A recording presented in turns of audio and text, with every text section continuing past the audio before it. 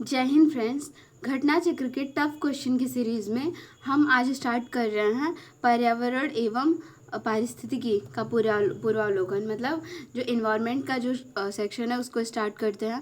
और इसमें मैं पहले ही बता दे रही हूँ कि ओनली मैं टफ क्वेश्चन की, जैसे मेरे स्टेटमेंट वाले क्वेश्चन, कथन कारक के क्वेश्चन, मैच दी फॉलोइंग, यही मुझे बस इस वीडियो में लेक्चर में रिकॉर्ड करने हैं। वन लाइनर मैं स्किप कर रही हूँ क्योंकि घटना चक्र ऑलरेडी बहुत लोगों ने कर रखा है और घटना चक्र जब भी 1 से 2 बार करेंगे तो वन लाइनर वैसे ही क्लियर हो जाते हैं। तो मैं इसमें सिर्फ टफ ही क्वेश्चन रखती हूँ।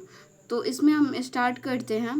पहले बात इसको देख लेते हैं कि पर्यावरण से अभिप्राय है। पर्यावरण से क्या अभिप्राय है? तो देखिए, जैसे भूमि जल, यहाँ पढ़ लेते हैं कि पृथ्वी पर पाए जाने वाले भूमि जल वायु पेड़ पौधे जीव जंतुओं का समूह जो हमारे चारों ओर है सामूहिक रूप से पर्यावरण कहलाता है। पर्यावरण की अजैविक जैविक संगठक आपस में अंतःक्रिया भी करते हैं और यह संपूर्ण प्रक्रिया का एक तंत्र के रूप में संचालित होती है, जिसे पारिस्थितिकी तंत्र के रूप में परिभाषित किया जाता है। पर्यावरण संरक्षण अधिनियम आया था 1986 में। पर्यावरण किसी जीव के चारों तरफ घिरे भौतिक एवं जैविक दशाएं उनके साथ अंतःक्रिया को सम्मिलित करता है। तो इसलिए इसमें राइट आंसर हो जाएगा डी। इसमें सब कुछ है, उपयुक्त सभी हो जाएगा। फिर नेक्स्ट क्वेश्चन हम इसमें देखते हैं। नेक्स्ट हमारा जो टॉपिक है वो है धारणीय विकास या फिर सतत विकास। इससे बनने वाले कथन के क्वेश्चन है। पहला कह रहा है कि सतत विकास जो है वो मानव समाज के कल्याण हेतु महत्वपूर्ण है। क्या सतत विकास मानव समाज के कल्याण हेतु महत्वपूर्ण है? फिर कारण कह रहा है कि सतत विकास से अभिप्राय ऐसे विकास से है जो भावी पीढ़ियों की जरूरतें पूरी करने की योग्यता को प्रभावित किए बिना वर्तमान समय की आवश्यकता पूरी करे। क्या इसमें सही है? तो इसमें ए आर दोनों सही कह रहा है। ए आर दोनों सही और सही व्याख्या भी है इसमें। इसका हम एक बार एक्सप्लेनेशन पढ़ लेते हैं कि देखिए, world commission on environment and development द्वारा 1987 में प्रकाशित एक रिपोर्ट थी जिसे कहते थे आवर कॉमन फ्यूचर, जिसे ब्रटलैंड रिपोर्ट के नाम से भी जाना जाता था। इनके अनुसार सतत विकास से अभिप्राय ऐसे विकास से था जो भावी पीढ़ियों की जरूरतें पूरी करने की योग्यता को प्रभावित किए बिना, मतलब जो भी भावी पीढ़ियां उनकी जरूरतें पूरी करने की योग्यता को प्रभावित किए बिना वर्तमान समय की आवश्यकता पूरी करे। इसका तात्पर्य यही है कि मानव समाज का सतत भविष्य तभी सुनिश्चित हो सकता है जबकि आर्थिक गतिविधियों और मानव कल्याण के समर्थन हेतु आवश्यक जैव भौतिक और सामाजिक पारिस्थितिकीय परिस्थितियों पीढ़ी दर पीढ़ी पोषित या सुदृढ़ की जा सके। इस प्रकार प्रश्नगत कथन व कारण दोनों सही व्याख्या करते हैं। फिर यहाँ दिया हुआ है निम्नलिखित घटनाओं का इसमें पूछ रहा है ना, मतलब एक क्रोनोलॉजी ऑर्डर में बताना है कब हुआ। तो देखिए, रियो पृथ्वी सम्मेलन जो है ये कब हुआ था? तो ये हुआ था 1992 में। क्रम से हम करेंगे, जैसे इसमें पहले क्या आ जाएगा, बी ऑप्शन है, पहले आ जाएगा the limit to growth report का प्रकाशन। The limit to growth report जो 1972 में है। The limit to growth report कब की है? तो 1972 में। उसके बाद आया था सेकेंड ब्रटलैंड आयोग रिपोर्ट प्रकाशन हुआ था, ये जून 1992 में। ब्रटलैंड आयोग का कब आया था? तो ये आया था अप्रैल 1987 में। पहले क्या आया? The limit to growth report. The limit to growth report जो कि कब आया था? 1972 में। उसके बाद हुआ था ब्रटलैंड आयोग रिपोर्ट, ये आया था अप्रैल 1987 में। उसके बाद है थर्ड मतलब मॉन्ट्रियल प्रोटोकॉल प्रवर्तन। इसका जो डेट है वो है 1989, जनवरी 1989। तो पहले हम देखेंगे कि 7-8 मतलब दिया है ऐसे, मतलब 72 में क्या आया? तो लिमिट ग्रोथ रिपोर्ट आया। उसके बाद क्या आया? तो ब्रटलैंड आयोग रिपोर्ट जो था वो आया 1987 में आया ब्रटलैंड वाला। उसके बाद मॉन्ट्रियल प्रोटोकॉल जो था वो आया 1989 में आया। 1989 में ये मॉन्ट्रियल वाला आया। फिर लास्ट में आया रियो पृथ्वी सम्मेलन जो कि जून 1992 में था, ठीक है, 1992 में। तो इसका क्रम लगाना है। उसके बाद हम नेक्स्ट देखते हैं। नेक्स्ट हमारा चैप्टर है प्रकृति में कार्बन चक्र व जल चक्र। पहला क्वेश्चन दिया हुआ है कि विचार करना है कौन सी क्रियाएं पृथ्वी के कार्बन चक्र में कार्बन डाइऑक्साइड को जोड़ती हैं। तो इसमें सी हो जाएगा। कौन कौन सी क्रियाएं जोड़ती हैं? तो सी हो जाएगा, जैसे कि श्वसन, फिर है जैव पदार्थों का अपक्षय, फिर चौथा है ज्वालामुखी क्रियाएं।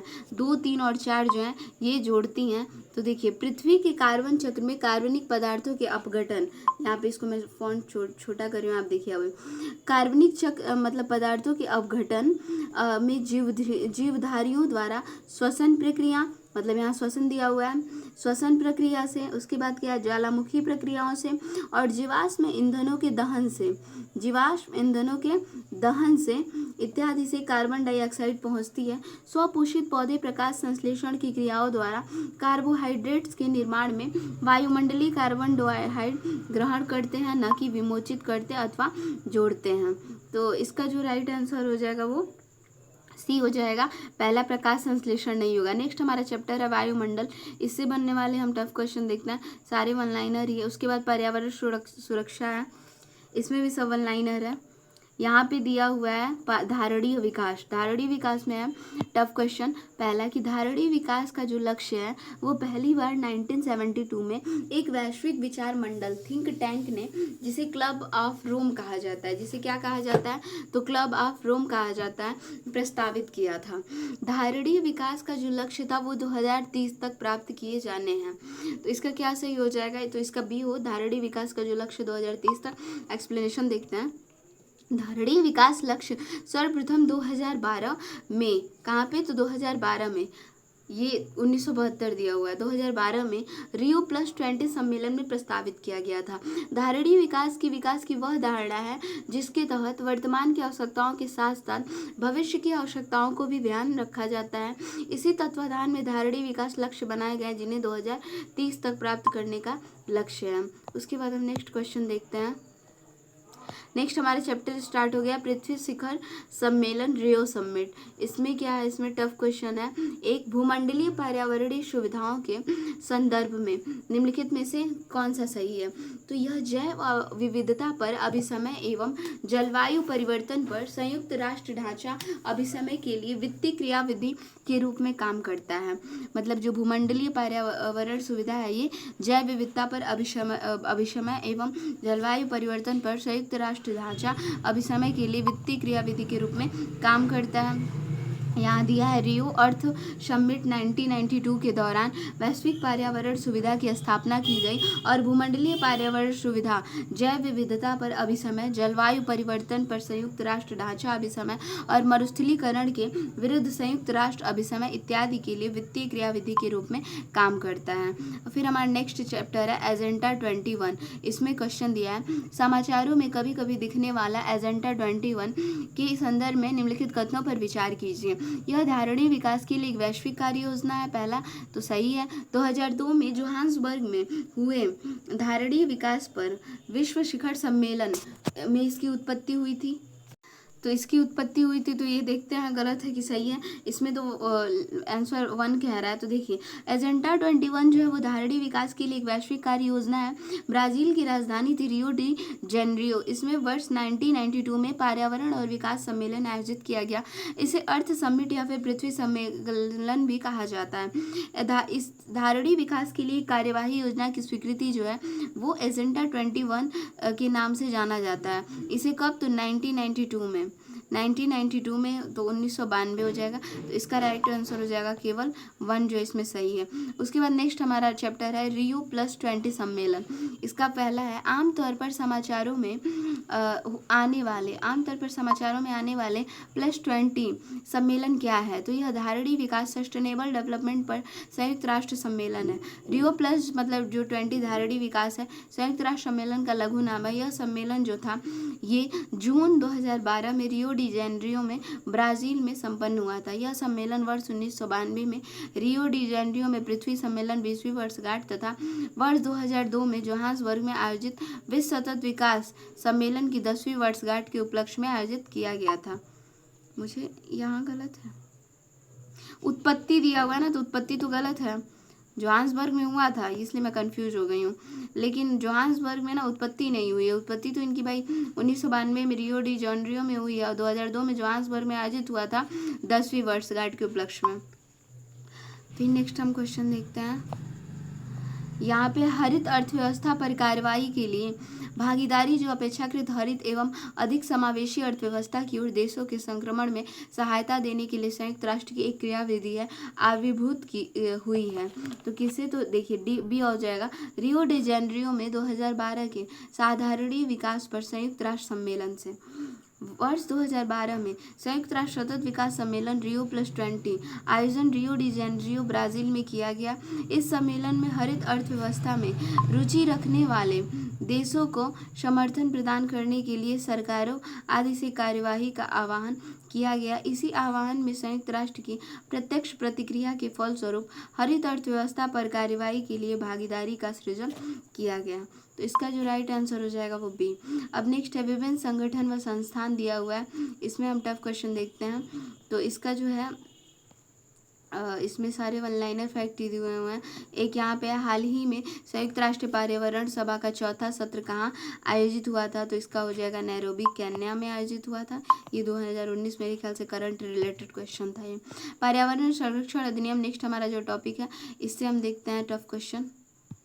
तो यहाँ पे देखिए जेनेटिक इंजीनियरिंग अनुमोदन समिति का गठन निम्नलिखित में से किसके अधीन किया गया था, तो इसका हो जाएगा पर्यावरण संरक्षण अधिनियम 1986 के। जेनेटिक इंजीनियरिंग अनुमोदन समिति का जो गठन है पर्यावरण संरक्षण अधिनियम 1986 के अधीन किया गया। ध्यातव्य है कि 22 जुलाई 2010 को गजट नोटिफिकेशन के द्वारा जेनेटिक इंजीनियरिंग अनुमोदन समिति का नाम बदल दिया गया। इसके अनुसार परिसंकटमय सूक्ष्मजीवों, आनुवंशिक निर्मित एवं जीवों या कोशिकाओं के विनिर्माण, उपयोग, आयात निर्यात और भंडारण नियमन 1989 में आनुवंशिक इंजीनियरिंग के अनुमोदन समिति शब्दों के स्थान पर जहाँ कहीं भी आते हैं आनुवंशिक इंजीनियरिंग आकलन समिति जो है ये शब्द रखे जाएंगे। नेक्स्ट है निम्न में से कौन पर्यावरण संतुलन के संरक्षण से संबंधित है, तो ये वन नीति है और पर्यावरण सुरक्षा अधिनियम 1986 भी है, औद्योगिक नीति भी और शिक्षा नीति, सभी चारों हैं। पर्यावरण संतुलन के संरक्षण प्रत्यक्षता संबंध वन नीति एवं पर्यावरण अधिनियम 1986 है, जबकि औद्योगिक नीति और शिक्षा नीति भी पर्यावरणीय दृष्टिकोण में सम्मिलित किया गया है। उसके बाद हम नेक्स्ट क्वेश्चन इसमें देखेंगे। भारत के परिप्रेक्ष्य में निम्नलिखित में से कौन सा कथन जलवायु परिवर्तन के दुष्प्रभाव के संदर्भ में सत्य नहीं है, तो हाल ही में दक्षिण अफ्रीका के सन सिटी में आयोजित बेसिक की 19वीं बैठक में शामिल न होना, ये जो है हाल ही में दक्षिण अफ्रीका के सन सिटी में आयोजित बेसिक की 19वीं बैठक में शामिल न होना, ये सत्य नहीं है। क्लीन डेवलपमेंट मैकेनिज्म CDM की स्थापना, नेशनल एडाप्टेशन फंड के अंतर्गत 100 करोड़ रुपए का प्रारंभिक कोष के रूप में निवेश, उपयुक्त सभी कथन सही, ये गलत है। सी ऑप्शन इसमें जो हो जाएगा सत्य नहीं है। देखते हैं स्वच्छ विकास युक्ति की क्योटो प्रोटोकॉल की धारा 12 के अंतर्गत वर्णित है। इसके तहत एनेक्सर फर्स्ट के विकसित देश में गैर एनेक्सर फर्स्ट देशों में स्वच्छ विकास युक्ति परियोजनाएं कार्यान्वित कर कार्बन क्रेडिट प्राप्त कर सकते हैं। कार्बन क्रेडिट का उपयोग विकसित देश अपनी राष्ट्रीय उत्सर्जन प्रतिबद्धताओं में हुई कमी को पूरा करने में कर सकते हैं। भारत सरकार द्वारा जलवायु परिवर्तन के दुष्प्रभाव को कम करने के लिए नेशनल एडाप्टेशन फंड की स्थापना की गई थी और बेसिक की 19वीं बैठक भी शामिल न होने का जलवायु परिवर्तन के दुष्प्रभाव का सामना करने से कोई संबंध नहीं है। नेक्स्ट क्वेश्चन है 12 नंबर है राष्ट्रीय हरित न्यायाधिकरण अधिनियम 2010 भारतीय संविधान निम्नलिखित में से कौन से प्रावधान के अनुरूप अधिनियमित है। पहला है स्वास्थ्य पर्यावरण के अधिकार अनुरूप जो अनुच्छेद 21 के अंतर्गत जीवन के अधिकार का अंग माना जाता है, तो इसका ये पहला ही हो जाएगा, केवल 1 सही है। राष्ट्रीय न्यायाधिकरण अधिनियम 2010 जो भारतीय संविधान के अंतर्गत दिए गए नागरिकों को स्वच्छ पर्यावरण रहने का अधिकार, जो जीवन जीने का अधिकार आर्टिकल 21 में अंतर्निहित है, जो अनुरूप इस अधिनियम के द्वारा देश में एक राष्ट्रीय हरित न्यायाधिकरण का गठन किया गया। उसके बाद 13 है कि राष्ट्रीय हरित अधिकरण किस प्रकार केंद्रीय प्रदूषण नियंत्रण बोर्ड से भिन्न है, तो इसका क्या हो जाएगा राइट आंसर, तो इसका हो जाएगा 13 का बी, दूसरा मतलब सही होगा इसमें कि एनजीटी मतलब कि जो राष्ट्रीय हरित न्यायाधिकरण है वो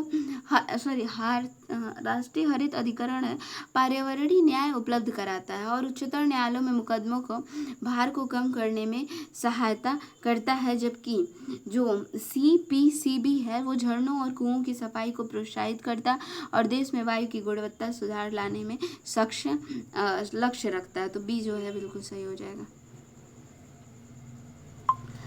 देखिए, जो राष्ट्रीय हरित अधिकरण की स्थापना अक्टूबर 2010 में राष्ट्रीय हरित अधिकरण अधिनियम 2010 के तहत वनों एवं अन्य प्राकृतिक संसाधनों के पर्यावरण संरक्षण से संबंधित मामलों के प्रभावी में एवं तीव्र निपटान के लिए की गई थी। केंद्रीय प्रदूषण नियंत्रण बोर्ड एक संवैधानिक गठन है जिसका गठन सितंबर 1974 में जल प्रदूषण अधिनियम 1974 के तहत किया गया था। स्पष्ट है कि एक जो है वो असत्य है, एक क्या है वो असत्य है।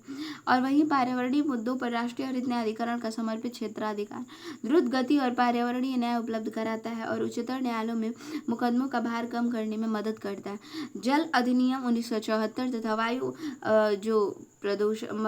अधिनियम है 1981 वर्णित सीपीसीबी के मुख्य कार्यों में नदियों एवं कुओं की स्वच्छता को बढ़ावा देने तथा देश में वायु की गुणवत्ता को सुधार करने में शामिल है। कथन 2 सत्य है। नेक्स्ट हमारा जो चैप्टर है पर्यावरण पर परीक्षा उपयोगी तथ्य, इसमें हम देखेंगे प्राकृतिक वनस्पति जलवायु का सही सूचकांक है, सही है। जल प्रिय पौधे आर्द्र जलवायु में पाए जाते हैं, ये भी सही है। ए और दोनों से ये व्याख्या भी करते हैं। जो प्राकृतिक वनस्पति है वो जलवायु का सही सूचकांक है और वातावरण में कार्बन डाइऑक्साइड की बढ़ती मात्रा से हो रहे जलवायु परिवर्तन से प्राकृतिक वनस्पति में भी परिवर्तन हो रहे हैं। जल प्रिय पौधे का जलवायु की आर्द्रता कम होने पर क्षरण होने लगता है। इस प्रकार स्पष्ट है कि कथन एवं कारण दोनों सही हैं। इको मार्क उन भारतीय उत्पादों के लिए है जो पर्यावरण के प्रति मैत्रीपूर्ण हो। वन लाइनर फैक्ट को हम स्किप करेंगे। फिर यहाँ से हमारा टफ क्वेश्चन सारा वन लाइन यहाँ देखेंगे 14 नंबर। अपने वार्षिक सर्वेक्षण के परिणाम स्वरूप नेशनल जियोग्राफिक सोसाइटी एवं अंतर्राष्ट्रीय मतदान कंपनी ग्लोब स्कैन ने ग्रीन डेस्क 2009 स्कोर के तहत भारत को शीर्ष स्थान दिया। वह स्कोर क्या है? इसका हो जाएगा यह विभिन्न देशों में पर्यावरणीय रूप से धारणीय उपभोक्ता व्यवहार का मापक है। तो यहाँ देखिए जो नेशनल जियोग्राफिक सोसाइटी एवं अंतर्राष्ट्रीय मतदान कंपनी है ग्लोब स्कैन ने ग्रीन डेस्क 2009 स्कोर के तहत भारत को शीर्ष स्थान दिया है। इसमें विभिन्न देशों में पर्यावरणीय रूप में धारणीय उपभोक्ता व्यवहार का अनुसार अंक दिया गया जाता है। नेक्स्ट क्वेश्चन है, नेक्स्ट हमारा आ जाएगा पारिस्थितिकी में हम देखेंगे टफ क्वेश्चन। इसमें है निम्न में से कौन पारिस्थितिकी तंत्र के विषय में सही नहीं है? सी यह एक बंद तंत्र है, गलत हो जाएगा। फिर यहाँ पे भी दिया है तो यहाँ हम देखेंगे 5 नंबर। जीवमंडल एक खुला विवृत तंत्र का उदाहरण है। जीवमंडल क्या है? खुला विवृत तंत्र का उदाहरण है। जीवमंडल में पदार्थ के प्रारंभिक निवेश के बाद पुनः नए पदार्थों का निवेश नहीं हो सकता है, परंतु ऊर्जा के निवेश एवं बहिर्गमन पर कोई प्रतिबंध नहीं होता है। क्या ये सही है? तो ए सही है लेकिन आर गलत है। कह रहा है कि जीवमंडल के पदार्थ के प्रारंभिक निवेश के बाद पुनः नए पदार्थों की निवेश नहीं हो सकता, परंतु ऊर्जा के निवेश पर बहिर्गमन पर कोई प्रतिबंध नहीं होता। ये गलत है। क्यों गलत है देखते हैं, इसके बारे में हम पढ़ते हैं यहाँ पे कि देखिए जैवमंडल जो बायोस्फीयर है मिट्टी जल शैल वायु से बनी हुई एक पतली परत है। यह पृथ्वी के चतुर्दिक आवरक मंडल के रूप में व्याप्त है। सबसे बड़ा पारिस्थितिकी तंत्र है जिसके साथ जीवित जीव संबंधित तथा जैवमंडल जीवों का भरण पोषण कर लगता है। यह एक खुला तंत्र है क्योंकि इसमें पदार्थों का लगातार निवेश अथवा बहिर्गमन होता रहता है। ध्यातव्य है कि पारिस्थितिकी तंत्र से पोषक कमी समाप्त नहीं होते हैं, अतः ये बार बार पुनः चक्रित होते हैं। यह अनंत काल तक चलते रहते हैं। हालांकि किसी भी पारिस्थितिकी तंत्र में ऊर्जा का प्रभाव एक दिशी होता है तथा ऊर्जा का 10% भाग ही एक पोषण स्तर से अगले पोषण स्तर में स्थानांतरित होता है। पारिस्थितिकी तंत्र में ऊर्जा का निवेश और बहिर्गमन चलता रहता है।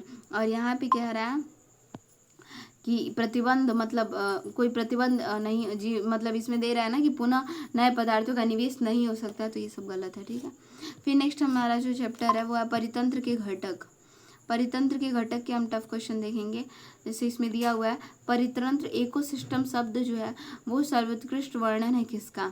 इसमें हो जाएगा राइट आंसर सी। तो किसका है, तो जीवों ऑर्गेनिजम्स के समुदाय और साथ ही पर्यावरण जिसमें वे रहते हैं। ठीक है, जीवों की ऑर्गेनिजम्स के समुदाय और साथ ही वह पर्यावरण जिसमें वो रहते हैं। अधोलिखित में से कौन सा क्वेश्चन है, अधोलिखित में कौन सा जीव से जैवमंडल तक जैविक संगठन का सही क्रम है। सी है, पहले जनसंख्या, फिर समुदाय, पारिस्थितिकी तंत्र एवं भूदृश्य हो जाएगा। नेक्स्ट क्वेश्चन हम देखेंगे, पारिस्थितिकी तंत्र से संबंधित निम्नलिखित कथनों पर विचार कीजिए। दिया हुआ है पारिस्थितिकी तंत्र का सर्वप्रथम प्रयोग जो है वो एजी टांसले ने किया था। क्या ये सही है, बिल्कुल सही है। जो जीव अपना भोजन स्वयं उत्पादित करते हैं उन्हें स्वपोषित कहते हैं, ये भी सही है। प्रकाश संश्लेषण की प्रक्रिया द्वारा उपभोक्ता अपने भोजन का उपभोग करता है, तो ये जो है ये गलत है, 1 और 2 सही होगा। वियोजक अकार्बनिक पदार्थों को कार्बनिक पदार्थों में परिवर्तित करते हैं, चौथा भी गलत है, इसमें पहला और दूसरा सही हो जाएगा। पारिस्थितिकी तंत्र का शब्द का प्रथम प्रयोग एजी टांसले द्वारा किया गया। पारिस्थितिकी तंत्र के अंतर्गत जैविक संगठन को 2 प्रमुख भागों में स्वपोषित, परपोषित। स्वपोषित संगठक वे होते हैं जो प्रकाश संश्लेषण के द्वारा, रसायन संश्लेषण द्वारा अपना आहार स्वयं निर्मित करते हैं। उपभोक्ता परपोषी जीव होते हैं, ये प्रकाश संश्लेषण नहीं करते और वियोजक कार्बनिक पदार्थों को अकार्बनिक पदार्थों में परिवर्तित करते हैं। इकोसिस्टम के संबंध में निम्न में से क्या सत्य है, तो ये सी, उत्पादक प्राथमिक उपभोक्ता से अधिक है। इकोसिस्टम पारिस्थितिकी तंत्र में प्रत्येक पोषण स्तर से आगे बढ़ने पर ऊर्जा का ह्रास होता है और इसी कारण उत्पादकों की संख्या उपभोक्ता से अधिक होती है। पारिस्थितिकी तंत्र में शाकाहारियों की संख्या मांसाहारियों से अधिक होती है। फिर नेक्स्ट यहाँ कथन कारण दिया, पारिस्थितिकी तंत्र के विविध अवयव आपस में एक दूसरे पर निर्भर है।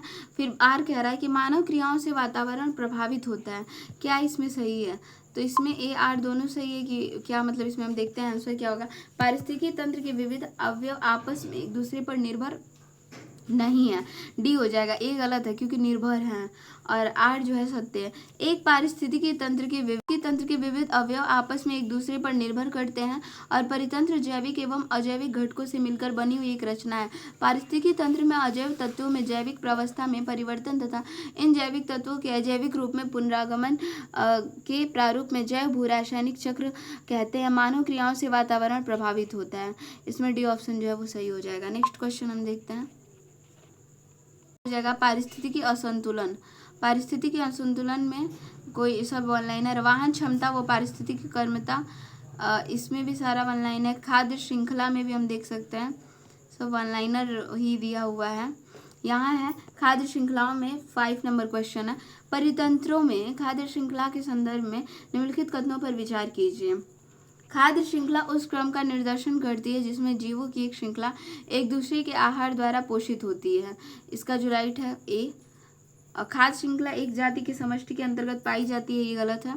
खाद्य श्रृंखला उस प्रत्येक जीव की संख्याओं का जो दूसरे के द्वारा खाई जाती है, ये भी गलत है, पहला जो है बस सही है। पारिस्थितिकी तंत्र में ऊर्जा का अंतरण क्रमबद्ध स्तरों की एक श्रृंखला में होता है जिसे खाद्य श्रृंखला कहते हैं। पारिस्थितिकी तंत्र के विभिन्न जीव अपने पोषण संबंधी आवश्यकताओं के अनुसार एक दूसरे पर निर्भर होते हैं, अतः कथन एक सत्य है। खाद्य श्रृंखला जो है तो विभिन्न जाति की समष्टि के अंतर्गत पाई जाती है। खाद्य श्रृंखला में जीवन की निर्भरता का विश्लेषण नहीं पाया जाता है, मतलब तीसरा जो है वो असत्य है। क्यों कह रहा है, देखिए कह रहा है ना कि खाद्य श्रृंखला एक जाति, यहाँ एक जाति कह रहा है और यहाँ क्या कह रहा है, विभिन्न जाति की समष्टि के अंतर्गत पाई जाती है। और इसमें क्या कह रहा है कि प्रत्येक जीव की संख्या जो दूसरे के द्वारा खाई जाती है। इसमें क्या कह रहा है कि जीवों की निर्भरता का विश्लेषण नहीं पाया जाता है, इसलिए कथन 3 असत्य है। नेक्स्ट है, एक पारिस्थितिकी तंत्र के निम्नलिखित में से कौन सा प्राथमिक उपभोक्ता है, इसमें बताइए। तो इसमें हो जाएगा एक चींटी है और हिरण है, चींटी और हिरण है प्राथमिक उपभोक्ता। फिर है कुछ कारणों वश आदि तितलियों की जाति स्पीसीज की संख्या में बड़ी गिरावट होती है, इसका संभावित परिणाम क्या हो सकता है। तो इसका हो जाएगा कुछ पौधों के परागकण में प्रतिकूल प्रभाव पड़ सकता है, पहला सही है। और कुछ कृषि पौधों में कवकीय संक्रमण प्रचंड रूप से बढ़ सकता है, तो जो दूसरा ये गलत है। इसके कारण बर्रों, मकड़ियों और पक्षियों की कुछ प्रजातियों की समष्टि में गिरावट हो सकती है। तीसरा भी सही है, 1 व 3 सही है कि देखिए कई पुष्पीय पौधों के परागकण में महत्वपूर्ण भूमिका निभाती हैं। इनकी संख्या में गिरावट से पौधों के परागकण पर प्रतिकूल प्रभाव पड़ता है। तितलियां खास श्रृंखला में निम्न सदस्य के रूप में कार्य करती हैं। बर्रे, मकड़ी और पक्षी, मेढक, सर्प इत्यादि का भोजन है। अतः तितलियों की संख्या में गिरावट खास श्रृंखला के लिए प्रतिकूल प्रभाव पड़ सकती है। नेक्स्ट हम देखेंगे, नेक्स्ट यहाँ पे पारिस्थितिकी तंत्र के संदर्भ में निम्नलिखित कथनों पर विचार कीजिए। स्वपोषी स्वपोषणज स्तर पर उत्पादन को प्राथमिक उत्पादकता कहा जाता है। क्या ये सही है? तो पहला सही है। द्वितीय उत्पादकता का संदर्भ परपोषी विषम पोषणज के स्तर के उत्पादन से है। सी ऑप्शन भी है। 1 व 2 दोनों सही है। स्वपोषी स्तर पर उत्पादन को प्राथमिक उत्पादकता कहा जाता है और द्वितीय उत्पादकता के संदर्भ में परपोषी स्तर के उत्पादन से है। बिल्कुल सही है, पहला वो सही है। नेक्स्ट है, निम्नलिखित युग्मों में से कौन सा जो है सही सुमेलित है? दिया हुआ है इसमें सी हरे पौधे पारिस्थितिकी तंत्र सही सुमेलित है। हरे पौधे पारिस्थितिकी तंत्र सही सुमेलित है। विकल्प सर्वाधिक अस्थायी पारिस्थितिकी तंत्र महासागर है। जीवाणु, जैविक अवयव तथा ग्लोबल वार्मिंग के लिए जलवाष्प, कार्बन डाइऑक्साइड और मीथेन आदि गैसें उत्तरदायी हैं। नेक्स्ट है, परितंत्र में खास श्रृंखला के संदर्भ में निम्नलिखित में से कौन सा एक प्रकार जीव अपघटक जीव कहलाता है? तो इसमें हो जाएगा कवक व जीवाणु, दूसरा और तीसरा। अपघटक जीव वे जीव होते हैं जो अपचय या सड़न की प्रक्रियाओं को तेज करते हैं, जिससे पोषक तत्वों को पुनः चक्रीकरण हो सके। अपघटक निर्जीव कार्बनिक तत्वों को अकार्बनिक यौगिकों में तोड़ते हैं। सूक्ष्म जीवों में एक विस्तृत किस्म जैसे फफूंद, जीवाणु और गोलकृमि, प्रोटोजोआ और केंचुआ अपघटकों की भूमिका अदा करते हैं। फिर नेक्स्ट है, निम्नलिखित में से कौन सा एक आहार श्रृंखला का सही क्रम है? तो डायटम, फिर है क्रस्टेशियाई, फिर हेरिंग। डायटम क्रस्टेशियाई मतलब कि स्वपोषी शाकाहारी उपभोक्ता और है मांसाहारी उपभोक्ता। तो डायटम और क्रस्टेशियाई और हेरिंग। ऊर्जा के प्रवाह से हम नेक्स्ट वीडियो में कवर करेंगे। Thanks for watching.